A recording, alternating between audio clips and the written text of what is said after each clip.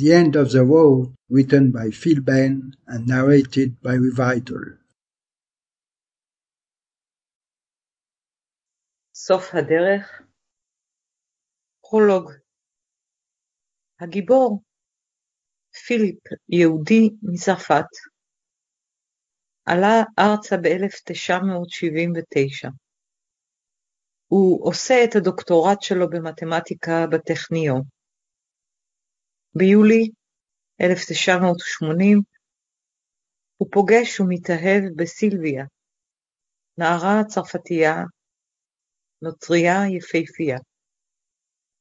אבל בסוף השנה, למרות אהבתו העמוקה אליה, בגלל לחץ מצד משפחתו, הוא מסרב להתחתן איתה.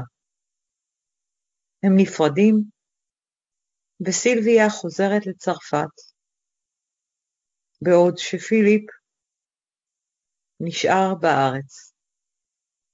ביוני 1981 הוא עוזב את ישראל ועובר לקליפורניה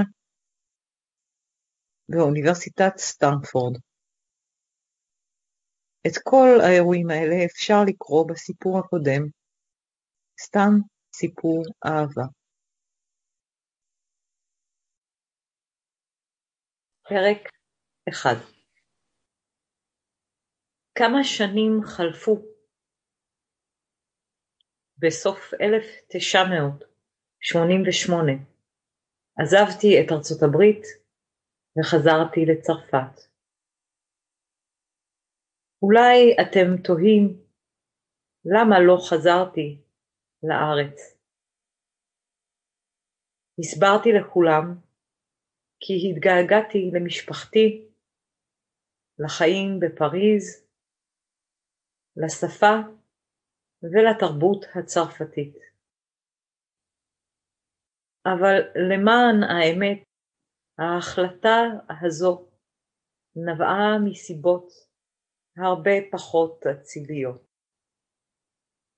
הבחור האידיאליסטי והנאיבי, מלא התקווה שעלה לארץ, הוחלף באדם אחר, שאפתן, מנוסה, סמנכ"ל בחברת מחשבים.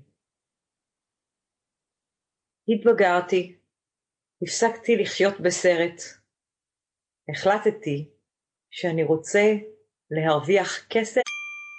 Sample complete. Ready to continue?